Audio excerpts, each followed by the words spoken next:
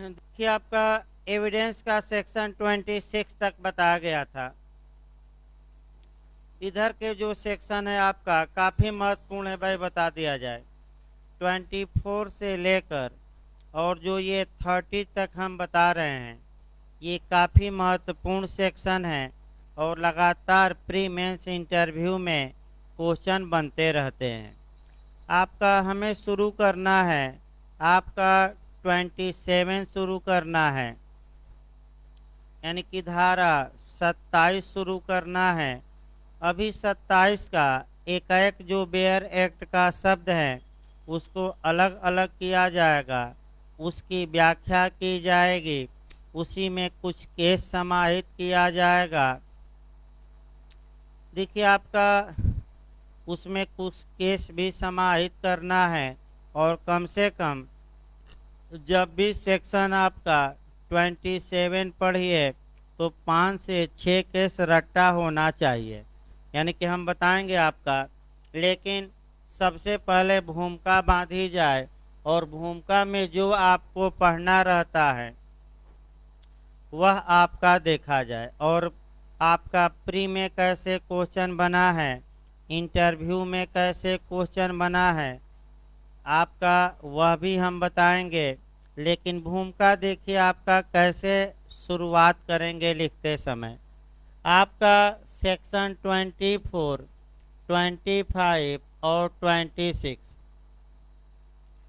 देखिए आपका सेक्शन 24 में हमने बताया कि यदि किसी प्राधिकारवान व्यक्ति ने किसी अभियुक्त को उत्प्रेरणा दी हो या धमकी दिया हो या वचन दिया हो और अभियुक्त अपना अपराध स्वीकार कर लेता है, यानी कि अभियुक्त कन्फेशन या संस्वीकृति करता है, तो वह संस्वीकृति आपका विसंगत होगी, अर्थात अभियुक्त के विरुद्ध साक्ष्य में पेश नहीं की जाएगी या अभियुक्त के विरुद्ध साबित नहीं की जाएगी। पहला आपका सेक्शन 25 में बताया गया है कि यदि पुलिस ऑफिसर से संस्वीकृति की जाती है तो वह संस्वीकृति अभियुक्त के विरुद्ध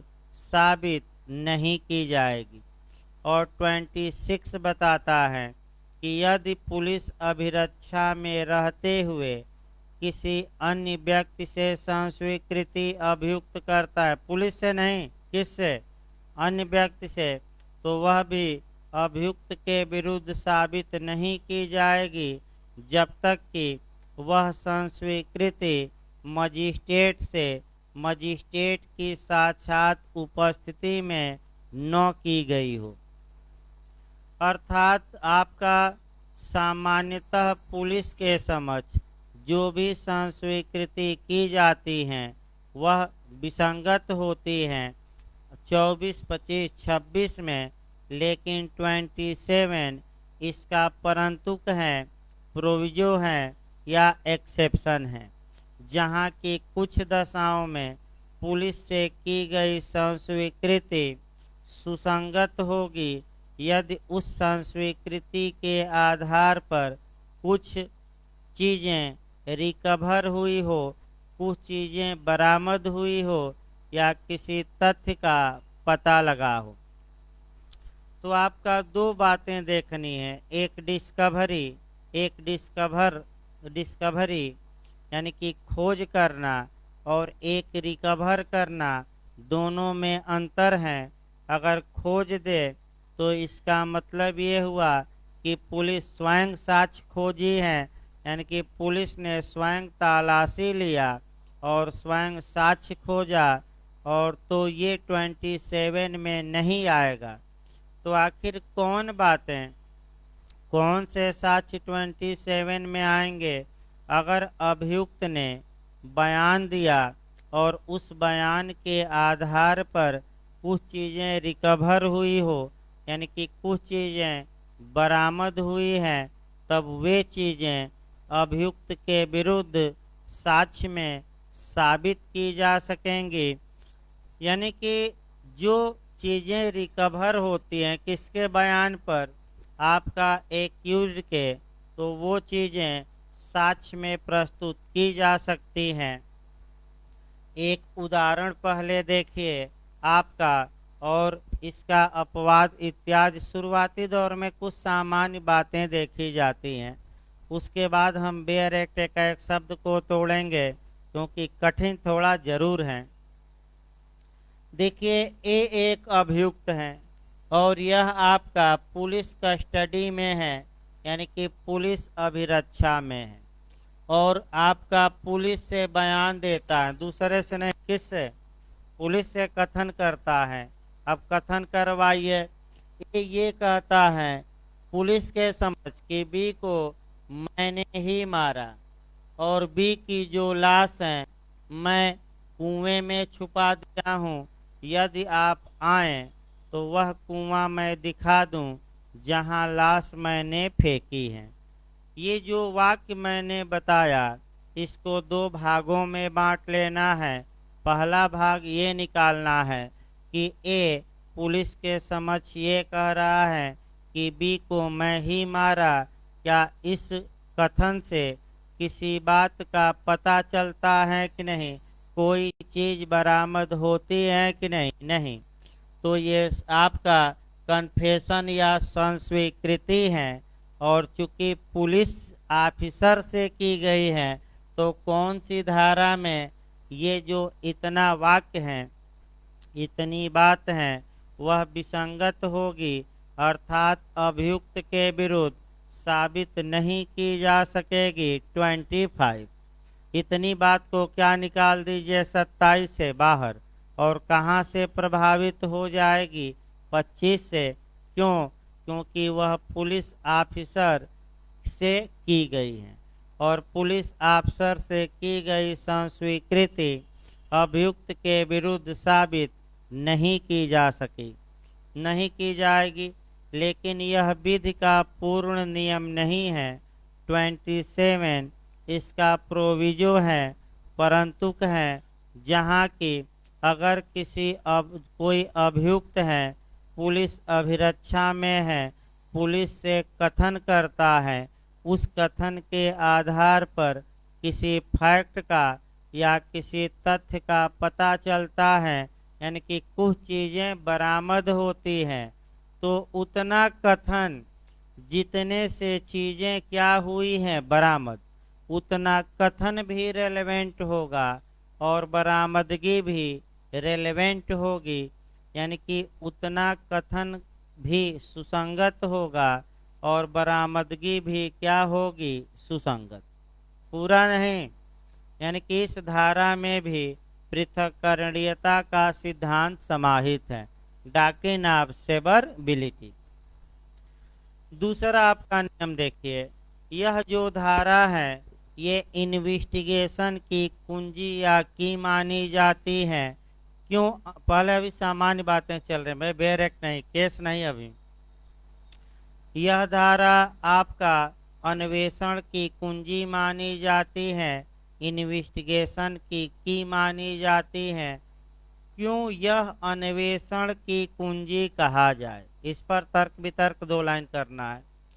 इसलिए कहा जाता है कि यह पुलिस को आखेट का स्वामी बनाती है।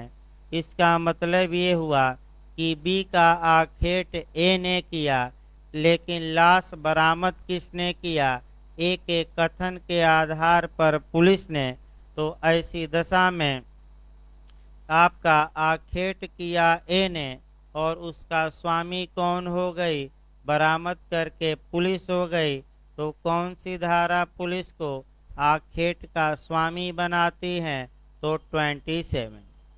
तीसरा नंबर पर आइए, जो काफी पूछा जाता है कि कौन सी धारा पश्चातवर्तीय तथ्यों की संपुष्टि के सिद्धांत पर आधारित है।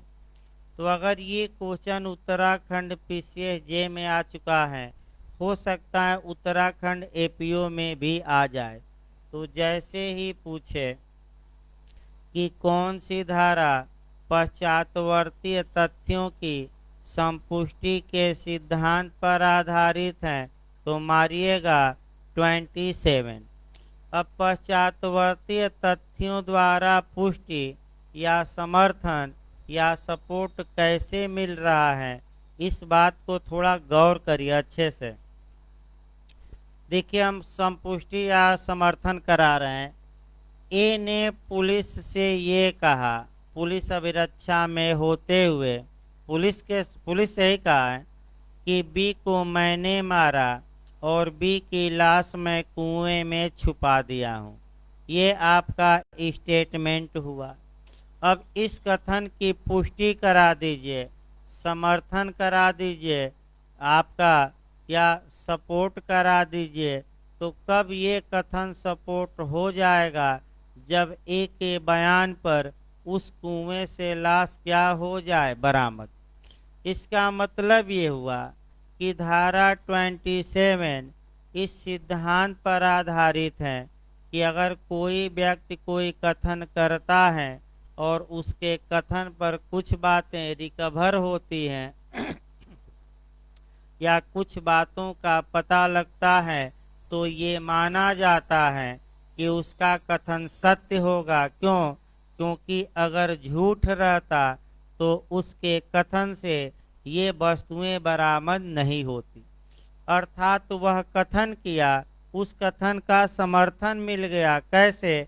क्योंकि जहां वह बताया था कि लाश छुपी है, वहां से लाश क्या हो गई, बरामद।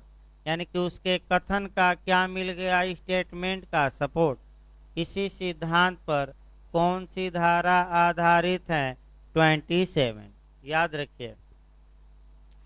अब इसको थोड़ा 3-4 वे में और देखना है आपका शुरुआती दौर में, अभी बैरक शुरू करने के पहले।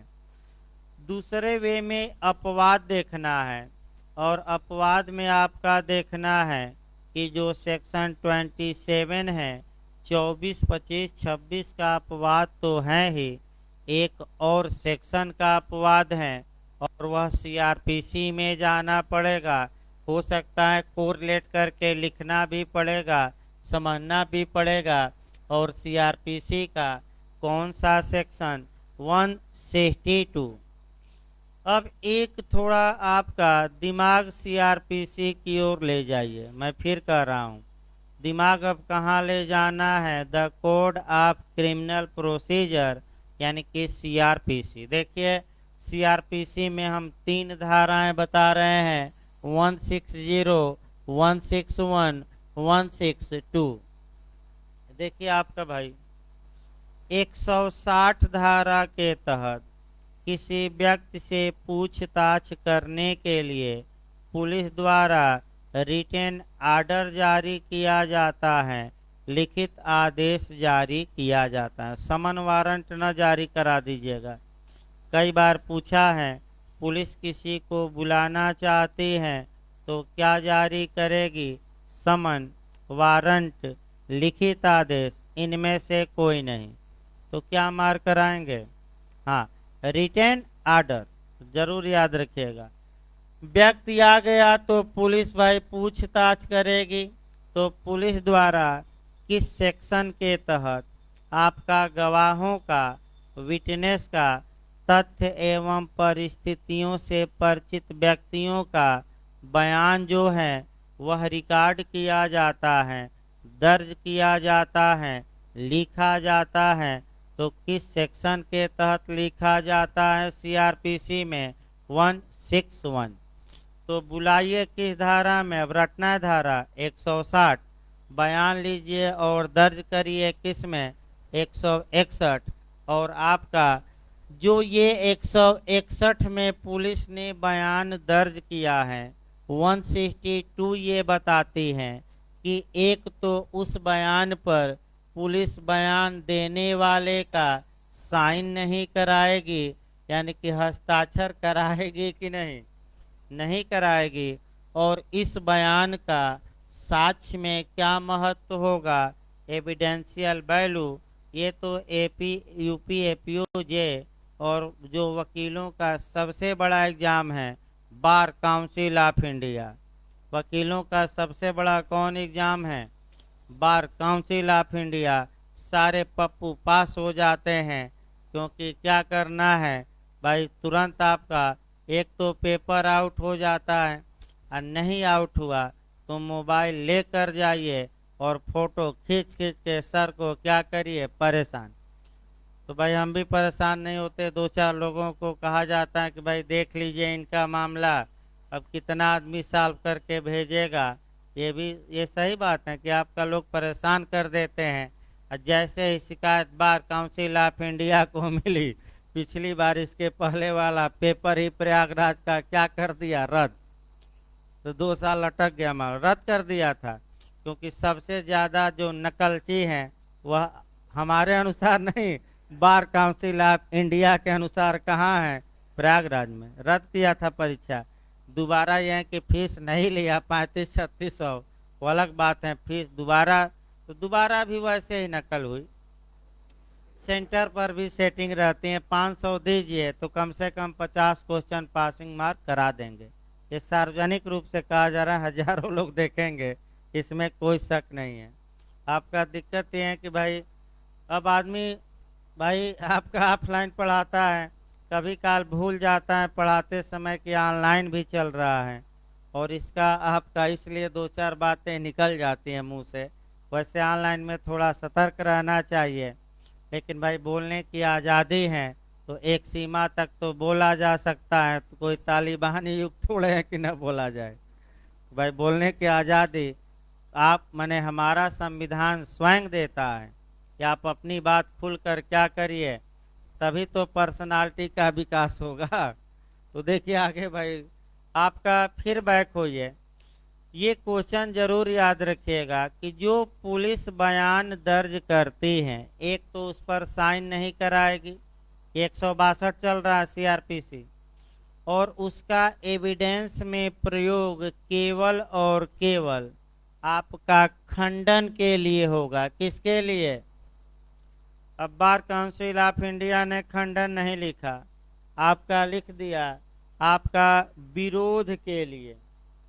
अरे भाई चाहे खंडन दे या विरोध दे या उसको भंग करना दे या कंट्राडिक्शन, यानी कि इंग्लिश में कंट्राडिक्शन दे, एक ही बात है। चाहे उसको तोड़िए, विरोध करिए या खंडन करिए, एक ही बात है, कोई अलग नहीं।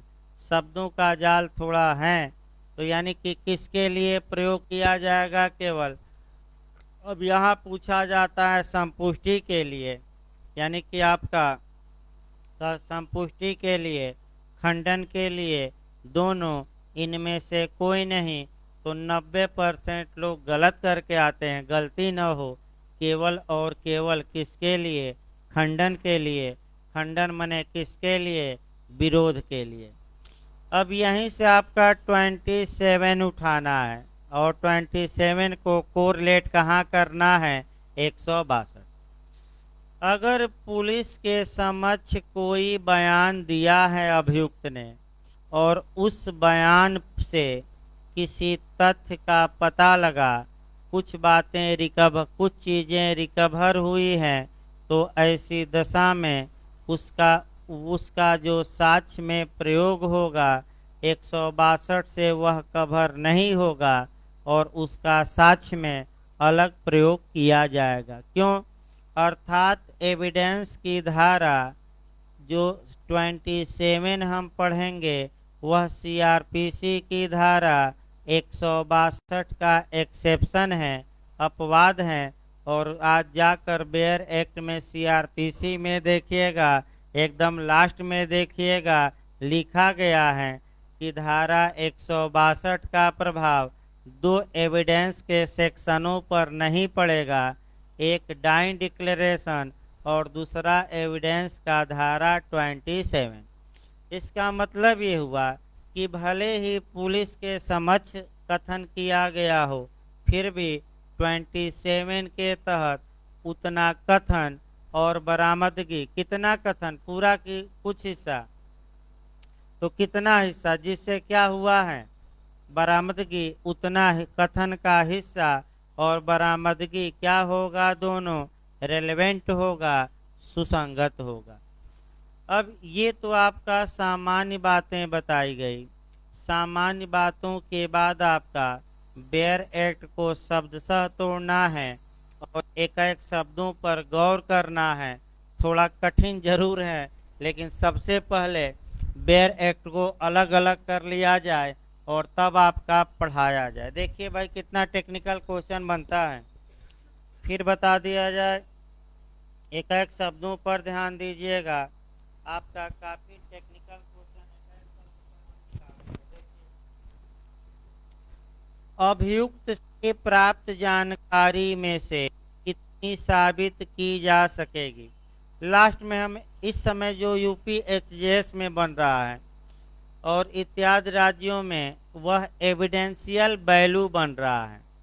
और दूसरा क्वेश्चन बन रहा है कि अवैध तरीका अपनाया गया और अभियुक्त से बयान लेकर बरामदगी की गई। बिहार एपीओ का क्वेश्चन है, तब क्या होगा।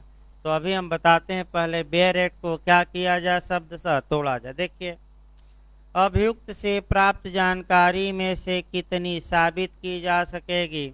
तो शब्द क्या कहता है, परंतु, यानी कि जो पहला शब्द आपका 27 का आया वह प्रोविजो आया, यानी कि क्या लिखा है, परंतु। अब इस शब्द को हम मथेंगे काफी, और 2-3 केस इसी पर ऐड करना है। किसका परंतु है, किसका, इसी पर 2-3 केस पूछा जाता है। देखिए अगला, परंतु जब किसी तथ्य के बारे में यह अभिसाक्ष्य दिया जाता है कि किसी अपराध के अभियुक्त व्यक्ति से जो पुलिस अफसर की अभिरक्षा में हो, यानी कि कोई अपराध का क्या था, अभियुक्त था, और वह अभियुक्त क्या था, पुलिस अभिरक्षा। सतर्क रहना एक एक शब्दों को। देखिए कहाँ से टेक्निकल क्वेश्चन हम निकालेंगे। पुलिस अपराध का अभियुक्त था, वह पुलिस अफसर की अभिरक्षा में हो, प्राप्त जानकारी के परिणाम स्वरूप उसका पता चला है। इसका मतलब ये हुआ कि अभियुक्त ने कोई कथन किया है, इस कथन के आधार पर किसी तथ्य का क्या चला है, पता चला है।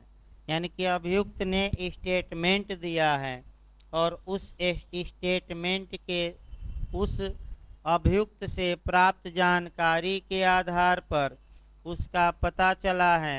यानी कि अभियुक्त ने पुलिस को कथन किया, बताया, और कथन के आधार पर पुलिस ने किसी तथ्य का पता लगाया, यानी कि बरामदगी हुई है। तो अगला शब्द देखिए, तब ऐसी जानकारी में से उतनी, चाहे वह संस्वीकृति की कोटि में आती हो या न आती हो, जितनी एतद् द्वारा पता चले हुए तथ्य से स्पष्टतया संबंधित हैं, साबित की जा सकेगी। इसका मतलब ये हुआ कि जो कथन किया गया है, यदि उस कथन के आधार पर किसी तथ्य का पता लगा है, तो भले ये जो स्टेटमेंट है किस नेचर का हो, कन्फेशन यानी कि संस्वीकृति के नेचर का हो या न हो, इससे मतलब नहीं है। इतना कथन भी सुसंगत और पता लगा तथ्य भी सुसंगत, किसके विरुद्ध साबित किया जा सकेगा, अभियुक्त के। अब यही आपका शब्दशः चलना भाई। देखिए कहाँ टेक्निकल, पहला आइए, पहला जो शब्द बेयर एक्ट का है वह प्रोविजो लिखता है। अब यहाँ आपका दिमाग ये लगाना है कि आखिर सेक्शन 27 किसका परंतुक है। क्या 27 में इस बात का स्पष्ट उल्लेख किया गया है कि नहीं, नहीं किया गया है। अब समस्या ये आई कि 24 का हम परंतुक माने कि 25 का माने कि 26 का माने कि तीनों का माने, ये तो बेयर एक्ट में लिखा ही नहीं गया है। तो फिर एक बार दिमाग लगाइए, अगर कोई चीज़ बेयर एक्ट में नहीं लिखी गई है तो उस बारे में हम न्यायालय के निर्णयों की ओर ध्यान देते हैं।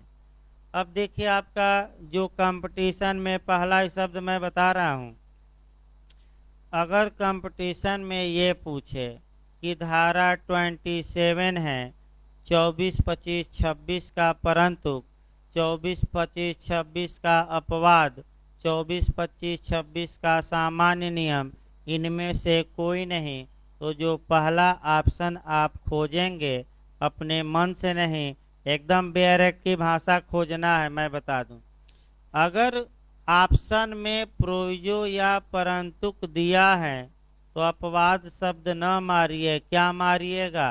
परंतु।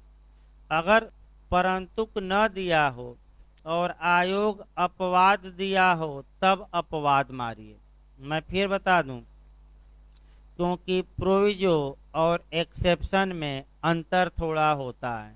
जो बेयर एक्ट में लिखा है वह परंतु लिखा है, तो जब भी क्वेश्चन आए पहला परंतु देखिए और परंतु न रहे तब आपका एक्सेप्शन या अपवाद खोजेंगे। अब आइए आगे, आखिर ये किसका अपवाद या किसका परंतु है ये क्लियर ही नहीं है। इसको क्लियर करने के लिए तुरंत दो केस याद करने पड़ेंगे। और देखिए दो केस कौन है। पहला पुलकुरी कोटाया, पुलकरी कोटाया और दूसरा आपका जो केस देखना है आपका मोहम्मद इनायतुल्लाह। तो अभी पहला केस देखिए, इस केस को देखा जब है अच्छे से। पुलकुरी कोटाया वर्सेज एम्परर के केस में प्रीवी काउंसिल ने यह स्पष्ट बता दिया कि जो सेक्शन 27 है वह 3 धाराओं का अपवाद है, 24 का, 25 का और 26 का। तो बताइए किस केस में ये कहा गया कि 27, 24, 25, 26 तीनों का परंतुक है या अपवाद है? तो आपका क्या जवाब रहेगा? सर्वप्रथम पुलकुरी कोटाया। देखिए ये याद रखिए, खूब पूछा जाता है, 90% चांस रहता है पुलकुरी कोटाया। अब इस केस में हुआ क्या था? देखिए केस में क्या हुआ था भाई, इस केस में हुआ क्या था ये बताया जाए। मान लीजिए ए, बी और सी 3 लोग हैं, तीनों लोग अपराध किए और आपका जो हंसुआ या आपका कुदाल था या आपका खुरपी थी, हंसिया था, उसको घास में छुपा दिया। ए पुलिस द्वारा पकड़ा गया, पुलिस ने इसको मारा पीटा या अवैध बल का प्रयोग किया। ए अपना मुंह खोला और कहा कि हजूर जिस आपका कह सकते हैं कि हथियार से हमने आपका हत्या की थी या वार किया था वो हथियार मैं झाड़ी में छुपा दिया हूँ, यदि आप आएँ तो मैं वह झाड़ी दिखा दूँ जहाँ मैं हथियार क्या किया हूँ, छुपाया हूँ। एक एक कथन के आधार पर पुलिस ए को लेकर घटना स्थल पर गई, झाड़ी में आपका हथियार मिल गया, यानी कि ए का कथन सही है तभी तो इसका समर्थन हुआ। तो ऐसी दशा में आपका ए का जो कथन है जितने से कि झाड़ी से क्या मिला है हथियार, तो वह रिकवरी भी बरामद, माने बरामदगी भी सुसंगत, और ए का उतना कथन भी क्या होगा? सुसंगत। पूरा नहीं, कितना कथन, जितने से क्या हुआ है? बरामदगी। अगला देखिए, अब इस आधार पर आखिर ए ने ये कहा कि हजूर हम पुलिस अभिरक्षा में थे और पुलिस के समक्ष हमने बयान दिया, अतः ऐसी दशा में मेरा बयान मेरे खिलाफ साक्ष्य में प्रयोग न किया जाए। तो प्रीवी काउंसिल ने कहा कि सर्वप्रथम कहा कि जो सेक्शन 27 है वह 24, 25, 26 तीनों का अपवाद है, अर्थात यदि आपका मामला 24 में आए, 25 में आए, 26 में आए, कुछ भी आए, लेकिन अगर 27 में आ जाता है तो वह आपके विरुद्ध साक्ष्य में प्रयोग क्या किया जाएगा, किया जाएगा। 25 क्या है कि पुलिस अफसर के समझ की गई संस्कृति विसंगत, लेकिन यहाँ पुलिस अफसर के समझ संस्कृति किया, लेकिन उस संस्कृति से क्या हुआ, कुछ तथ्य पता लगा, तो उतना संस्कृति और पता लगा तथ्य भी क्या होगा, सुसंगत। भाई विसंगत नहीं, अब क्या होगा आगे बताया जाएगा। जहाँ तक भारत के उच्चतम न्यायालय की बात है, भारत के उच्चतम न्यायालय ने आपका इनायतुल्लाह के वाद में, रटे रहिए कौन सा वाद, Mohammad Inayatullah versus state of Maharashtra के वाद में ये परंतु पर गौर किया और ये बता दिया कि सेक्शन 27 धारा 24, 25, 26 को कंट्रोल करती हैं, नियंत्रित करती हैं। अतः धारा 27 को धारा 24, 25, 26 के परंतु या अपवाद के रूप में पढ़ा जाना चाहिए। अब देखिए कहाँ गलती ज़्यादा लोग करते हैं भाई। पहला गलती देखिए कैसे होता है। किस केस में यह बताया गया कि धारा 27, 24, 25, 26 का अपवाद है, तो केस दे दे तो भाई अगर पुलकुरी कोटैया दे, अन्य के दे तो पुलकुरी कोटैया मारिए। और भाई क्या मारना है, पहला केस पुलकुरी कोटैया। दूसरा क्वेश्चन ये बन सकता है कि सर्वप्रथम किस केस में कहा गया, तो पहला केस हमने क्या बताया था, पुलकुरी कोटैया। तीसरा मॉडल थोड़ा चेंज कर सकता है कि भारत के उच्चतम न्यायालय ने सर्वप्रथम, अब देखिए सुधार कर हम कर रहे हैं ऑप्शन में, कि भारत के सुप्रीम कोर्ट ने सर्वप्रथम किस वाद में यह बता दिया कि सेक्शन 27, 24, 25, 26 का ही तीनों का परंतुक है। तो अगर जैसे ही भारत का सुप्रीम कोर्ट आया तो पुलकुरी कोटैया बाहर करिएगा, और कौन सा केस हमने दूसरा बताया, मोहम्मद इनायतुल्लाह का केस सही मारिएगा।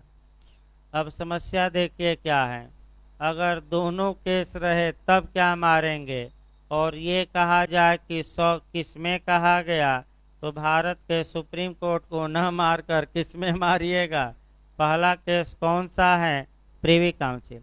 अगर उसी में घुमा दे, प्रिवी काउंसिल ने किस केस में कहा, तो पुलकुरी कोटैया। भारत के उच्चतम न्यायालय ने किस केस में कहा, इनायतुल्लाह। मॉडल चेंज करता रहता है और बहुत क्वेश्चन इस पर बना है। आगे देखा जा सब, कोई परंतुक, तो ही परंतुक पर आया। दूसरा ये, कोई व्यक्ति अपराध का अभियुक्त हो, इसका मतलब थोड़ा सतर्क होकर समझना है। यदि कोई व्यक्ति अपराध का अभियुक्त नहीं है और उस दौरान पुलिस से कोई कथन किया हो और उस कथन के आधार पर पुलिस ने कुछ चीज़ें बरामद की हो, तो वह 27 के तहत नहीं आएगा। क्यों नहीं आएगा, क्योंकि जिस समय कथन किया गया हो उस समय वह व्यक्ति एक्यूड या अभियुक्त होना क्या है, आवश्यक। भाई अच्छा से याद रखिए, बहुत टेक्निकल है, फिर मैं बता रहा हूँ। तमाम अभियुक्त इसी पर बच जाते हैं। आपका बहुत एक एक शब्दों पर ध्यान देना है। फिर एक बार समझिए, जिस समय वह पुलिस को स्टेटमेंट दे रहा है उस समय वह अभियुक्त होना चाहिए।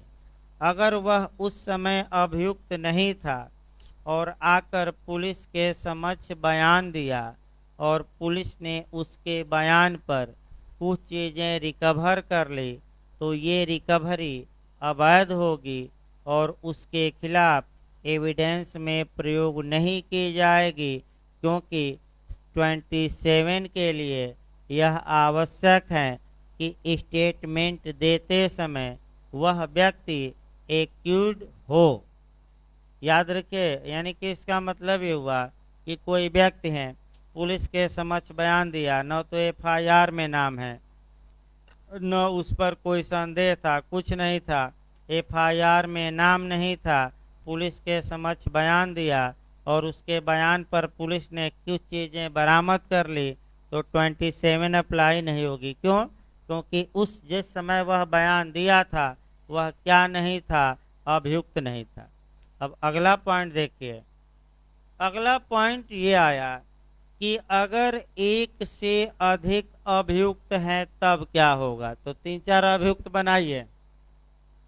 ए है, बी है, यहाँ भी क्वेश्चन बना है, सतर्क रहना, सी है। ये 3 अभियुक्त हैं। ए ने पुलिस को कुछ बताया और ए के बताने के आधार पर मृतक की घड़ी बरामद हो गई। क्या चप्पल, जूता, जो भी बरामद करवा दीजिए, या पैरों के जो भी बरामद करवा दीजिए, सब सही है, आगे बताया जाएगा। अब ये आया कि भाई इसको साक्ष्य में प्रयोग करना है 27 के तहत। तो दिमाग स्थिर करके, बहुत टेक्निकल क्वेश्चन है। ये जो घड़ी ए के कथन के आधार पर बरामद हुई और उस मामले में 3 अभियुक्त हैं, तो क्या ये जो बरामदगी का साक्ष्य है ये ए के विरुद्ध प्रयोग किया जाएगा कि बी के, कि सी के, कि तीनों के? तो किसके विरुद्ध? देखिए, यहाँ टेक्निकल क्वेश्चन है। जिस अभियुक्त के कथन के आधार पर जो चीजें बरामद होती हैं वह केवल और केवल उस अभियुक्त के विरुद्ध ही एविडेंस में प्रयोग की जाएगी। निश्चित तौर पे याद रखिए, केवल एक के विरुद्ध। फिर एक बार समझिए, अगर एक, क्योंकि टेक्निकल क्वेश्चन यहाँ बहुत ज़्यादा है, एक सतर्क रहना। अभी आपका तमाम चीज़ें बची हैं अभी आपका, और ऐसे ही नहीं आयोग पूछ रहा है एक क्वेश्चन, अभी 5-6 केस हैं। अभी तो केवल कितने केस निकाले गए थे? 2। तो अभी एक शब्दों को दिमाग में बैठा लेना है, ये भी पूछा जा चुका है। अगर 3 अभियुक्त थे, ए, बी तथा सी, ए ने कथन किया, ए के कथन के आधार पर क्या बरामद हो गया? घड़ी। तो ये जो बरामदगी है यह किसके विरुद्ध साक्ष्य में प्रयोग की जाएगी? ए के विरुद्ध, कि बी के, कि सी के, कि उपर्युक्त सभी के? तो केवल क्या मारिएगा? एक। इसी को थोड़ा पुराने लोग जोड़ लें, धारा एविडेंस की 32 के 1, यानी कि आपका नए लोगों तो थोड़ा कम समझ में आएगा। अभी आपका पिछली बार पूछा भी गया था कि अगर किसी व्यक्ति ने कोई कथन किया हो और वह कथन के बाद वह मर गया हो और उसका कथन या तो मृत्यु का कारण बताता हो या उस संव्यवहार की परिस्थिति को बताता है जिसमें उसकी मृत्यु हुई, तो बताइए, स्वयं के मृत्यु के बारे में कथन किया है तो सुसंगत होगा कि दूसरों की मृत्यु के बारे में, कि दोनों? भाई एक व्यक्ति है, अपने मृत्यु के कारण के बारे में बताया तो सुसंगत, और बी के मृत्यु के कारण के बारे में बताया तो सुसंगत नहीं।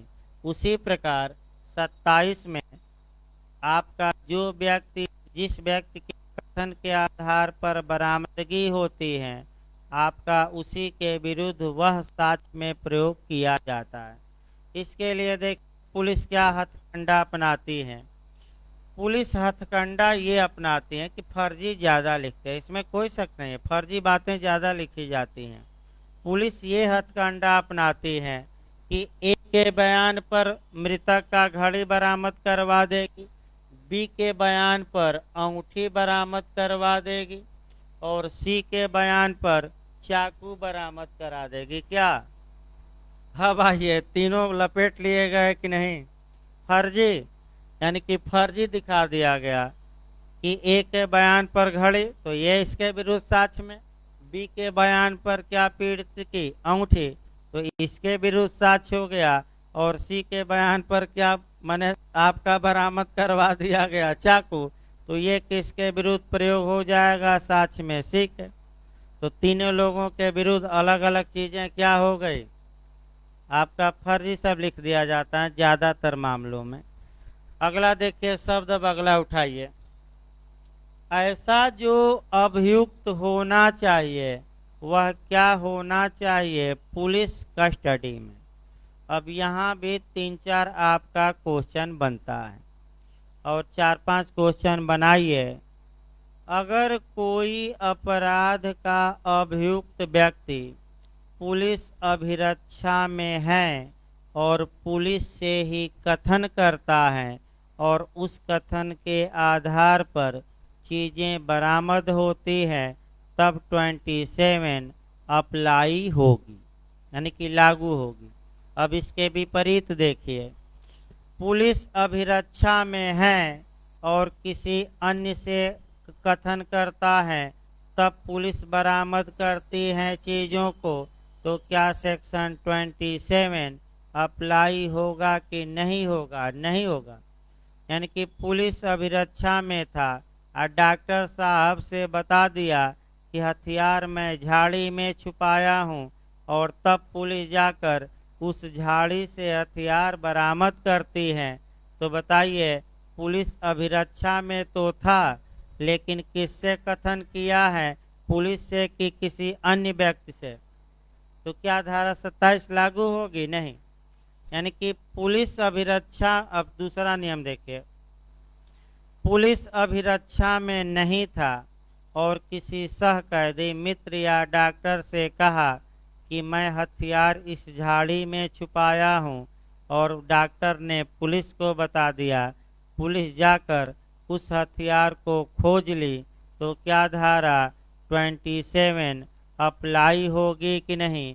लागू होगी कि नहीं? नहीं होगी। क्यों? क्योंकि जब एक्यूड स्टेटमेंट दिया है उस समय वह पुलिस कस्टडी में नहीं था। सतर्क रहना एक एक शब्दों के। इसी यही अधिवक्ताओं का जाल है, और ज़्यादा अभियुक्तों को पुलिस जैसे ही हल्का सा चूक करेगी तो इसी का सहारा लेकर, इसीलिए 1-2 लाख फीस नहीं ली जा रही है।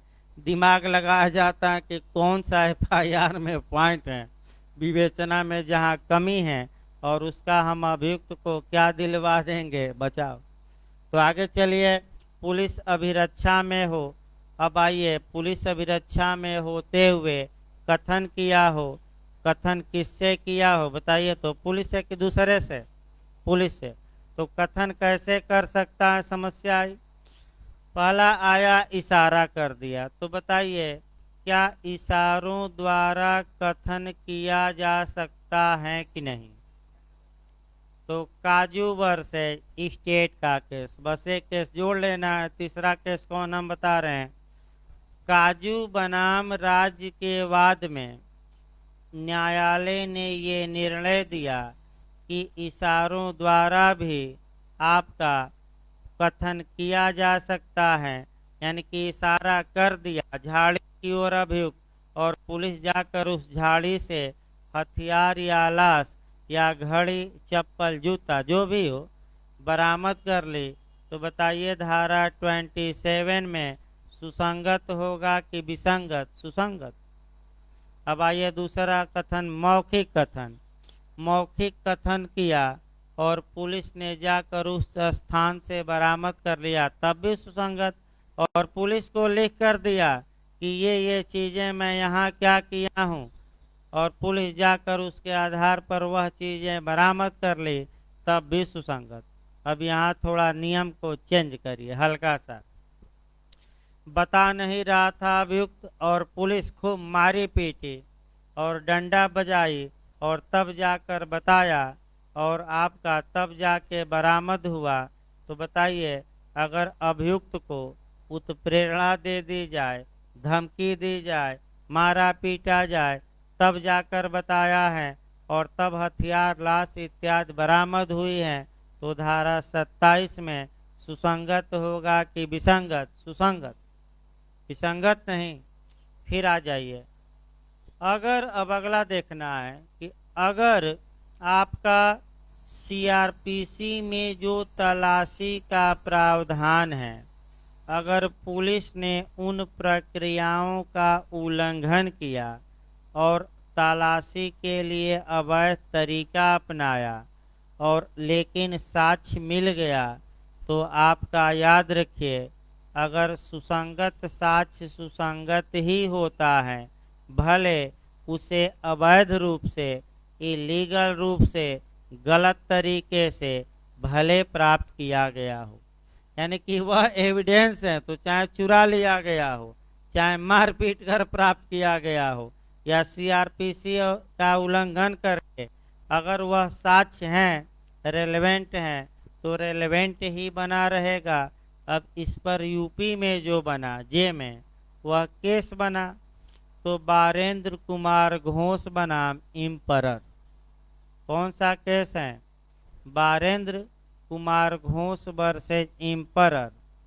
और एक और केस बना था रोनी का, रोनी वर्सेज स्टेट। कौन सा केस बना था भाई? ये केस आ चुका है यूपी जे में।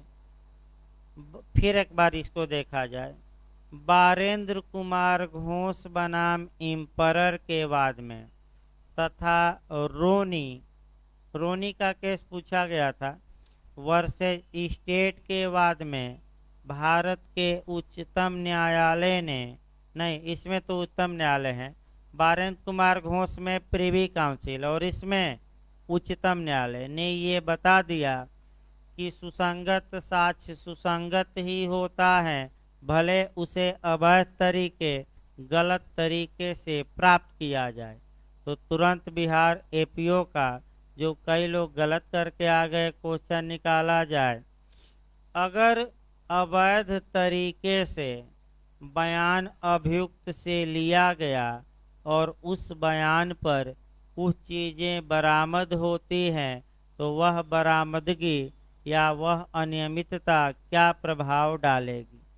तो आपका बरामदगी वैध होगी, बरामदगी अवैध होगी, अनियमित होगी, इनमें से कोई नहीं। तो बिहार आयोग ने बता दिया कि वह बरामदगी क्या होगी? सही होगी, यानी कि क्या होगी? वैध। कई लोग अनियमित और अवैध मांग कराए, लेकिन भाई घबराना नहीं है। अब अगला नियम देखिए, कथन किया हो ये बताया गया आपको, लेकिन पुलिस अभिरक्षा में हो। अब यही आपका, अगर न्यायिक अभिरक्षा में है, कथन किया है, तब भी ये धारा लागू नहीं होगी। पुलिस से नहीं कथन किया है तब भी नहीं, पुलिस अभिरक्षा में नहीं है, पुलिस से किया है तब भी नहीं, यानी कि अभियुक्त हो और वो हर हाल में कथन करते समय पुलिस की कस्टडी में हो। अब किससे कथन किया हो? पुलिस से कि किसी अन्य से? पुलिस से। अगला शब्द देखिए, उसके कथन के आधार पर या उससे प्राप्त जानकारी के आधार पर किसी फैक्ट का, किसी तथ्य का, किसी बात का क्या चला हो? पता चला हो। तो लगातार वही तो पता चलवाया जा रहा है। उसकी बातों के आधार पर कभी घड़ी बरामद किया जा रहा है, कभी आपका सोना बरामद किया जा रहा है, कभी मृतक का कपड़ा बरामद किया जा रहा है, कभी लाश, कभी हथियार। तो ये सब उसके कथन के आधार पर क्या चलता है? पता। अब समस्या ये आई कि क्या पता चले हुए तथ्य में घटना स्थल भी शामिल है जहाँ की अपराध हुआ, यानी कि अभियुक्त को पुलिस ने कूटा, धान जैसे अभियुक्त अब बका और जाकर बताया कि इसी स्थान पर हमने घटना को अंजाम दिया, तो अभियुक्त ने कथन किया और स्थान का क्या चल गया? पता। तो आप लोग बताइए, क्या स्थान का पता चलना सेक्शन 27 में सुसंगत होगा कि नहीं होगा? यानी कि केवल बरामदगी ही नहीं, बल्कि क्या? स्थान का पता चलना। अब दो केस फिर बैक हुई है। एक केस आपका है देवमन उपाध्याय और दूसरा केस है काठी कालू। ध्यान से देखिए भाई, एक केस हम बता रहे हैं डी उपाध्याय या देवमन उपाध्याय, यानी कि देवमन उपाध्याय, और दूसरा केस हम बताएंगे काठी कालू। काठी देवमन उपाध्याय में अनुच्छेद 14 के आधार पर चैलेंज किया गया, और काठी कालू में आर्टिकल 20 के क्लाज 3 के आधार पर। अच्छे से इसको देखिए, लगातार भाई क्वेश्चन बन रहा है। काठी कालू का जो केस है ये यूपी जे और एपीओ दोनों में आया, फिर उत्तराखंड जे में भी आया। यानी कि जो भी कारण हो, जो वर्तमान समय में यूपी आयोग ने जो आपका कह सकते हैं क्वेश्चन बनाया, पिछली बार जे में एपीओ में आपका, इसके पहले एपीओ में 2015 में उसमें भी आया था, और उत्तराखंड सिविल जज की भी परीक्षा में आया था। इसका थोड़ा मॉडल दिमाग में और अच्छे से बैठाना। देखिए, देवमन उपाध्याय के बाद में सेक्शन 27 को उच्चतम न्यायालय में चैलेंज किया गया, और ये कहा गया कि हजूर ये जो सेक्शन है आर्टिकल 14, यानी कि इक्वलिटी बिफोर लॉ, यानी कि विधि के समक्ष समता का उल्लंघन करती है। अतः आप इसे शून्य घोषित करिए, वार्ड घोषित करिए, बातिल घोषित करिए, अवैध घोषित करिए, असंवैधानिक घोषित करिए। ये मांग की गई किसके द्वारा? देवमन उपाध्याय। उच्चतम न्यायालय ने कहा कि यह जो सेक्शन 27 है ये समता के अधिकार का उल्लंघन नहीं करता, अतः वैध है। अब क्वेश्चन का मॉडल बनाया जाए। किस वाद में अनुच्छेद 14 के आधार पर एविडेंस की धारा 27 को चैलेंज किया गया था, तो कौन सा केस मारेंगे? देवमन उपाध्याय। दूसरा मॉडल, अनुच्छेद 14 के उल्लंघन के आधार पर किस केस में धारा 27 को मैंने संवैधानिक चैलेंज किया गया था? देवमन उपाध्याय। और किस केस में ये कहा गया कि सेक्शन 27 अनुच्छेद 14 का उल्लंघन नहीं करती, समता के अधिकार का उल्लंघन नहीं करती, तो किस केस में कहा गया? देवमन उपाध्याय। 3 मॉडल में बनाया, घुमाकर पूछ रहा है। ये भी क्वेश्चन आ चुका है। D Upadhyay, D Upadhyay, D Upadhyay 3 बार याद कर लेना है। आइए काठी कालू देखा जाए भाई। काठी कालू के वाद में साक्ष्य अधिनियम की धारा 27 को चुनौती दी गई, लेकिन 14 के आधार पर नहीं। किस आधार पर दी गई? संविधान के अनुच्छेद 20 के कौन से क्लाज के तहत? 3। अब पहले 20 का क्लाज 3 देखा जाए। अनुच्छेद 20 का clause 3 protection against self incrimination, अर्थात आत्म अभिशंसन से संरक्षण, अर्थात आत्म अपराधरोपण से संरक्षण देता है। इसका मतलब ये हुआ कि किसी अपराध के अभियुक्त व्यक्ति को अपने ही विरुद्ध साक्ष्य देने के लिए विवश, बाउंड या बाध्य या मजबूर नहीं किया जाएगा।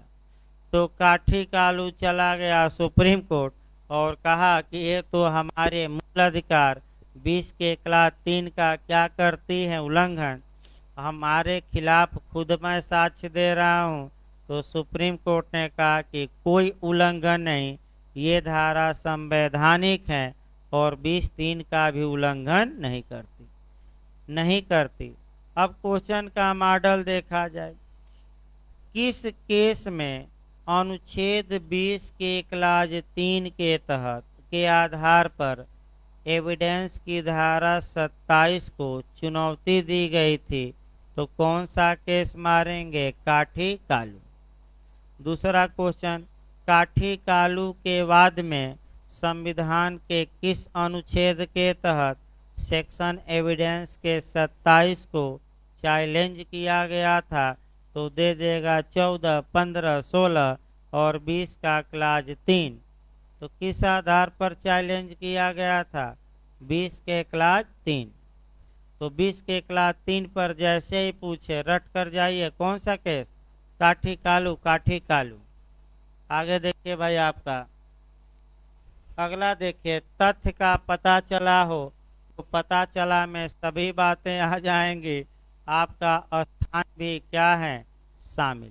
अब अगला नियम देखिए, अगला नियम आपको ये मिलता है कि भले ही ऐसा जो कथन है कन्फेशन हो या न हो, यानी कि ऐसा जो कथन है संस्वीकृति हो भी सकता है और नहीं भी, लेकिन उतना कथन जितने से किसी तथ्य का क्या चला है पता, उतना कथन भी पूरा नहीं, मैं फिर बता रहा हूँ, वो केवल उतना कथन जिससे जितने से किसी तथ्य का पता लगा है और उस कथन के आधार पर पता चला तथ्य, ये दोनों अभियुक्त के विरुद्ध क्या किए जा सकेंगे? प्रूफ, साबित। तो बताइए, भले ही जो भाग कथन का है वह कन्फेशन में आता हो या न आता हो, तो सतर्क ये रहना है कि अगर मैं पहले से उदाहरण बता रहा हूँ कि ए एक व्यक्ति है, पुलिस से अभिरक्षा में है, अभियुक्त है, पुलिस से ही कहता है कि बी को मैंने मारा और मैं लाश को यहाँ छुपा दिया हूँ, तो पहला कथन तो कोई पता नहीं लगा कि बी को मैंने नहीं मारा, बाहर कर दीजिए। जो दूसरा वर्ड है कि हमने लाश को कहाँ छुपा दिया? कुएं में, आइए बरामद करवा दूं। ये जो कथन है, चाहे ये संस्वीकृति हो या न हो, अगर इस कथन से किसी तथ्य का क्या चलता है पता, तो इतना कथन भी अभियुक्त के विरुद्ध साक्ष्य में पेश होगा और पता चला तथ्य भी। अब अगला क्वेश्चन आइए, एविडेंशियल वैल्यू पर ज्यादा विवाद है भाई। लास्ट में एविडेंशियल वैल्यू भी देखना है, 4-5 केस बताए गए। आपका केस अभी हम लास्ट में एक बार 1-2 मिनट बाद, पहले एविडेंशियल वैल्यू आइए। आपका 27 के तहत जो बातें पता चल रही हैं अभियुक्त के कथन के आधार पर, उसका साक्ष्य में क्या महत्व होगा? तो काफी कठिन क्वेश्चन बनता है। देखिए 4 ऑप्शन मैं बता रहा हूँ। पहला ये देखना है, आपका सारवान साक्ष्य होगा, पहला दे देगा। दूसरा दे देगा केवल खंडन के लिए प्रयोग होगा। तीसरा दे देगा आपका संपुष्टि के लिए प्रयोग होगा। और चौथा आपका दे देगा, कह सकते हैं कि केवल यह दिखाने के लिए कि अभियुक्त के कथन के आधार पर ये वस्तुएं प्राप्त हुई हैं। यहाँ 4 ऑप्शन मैं बना रहा हूँ।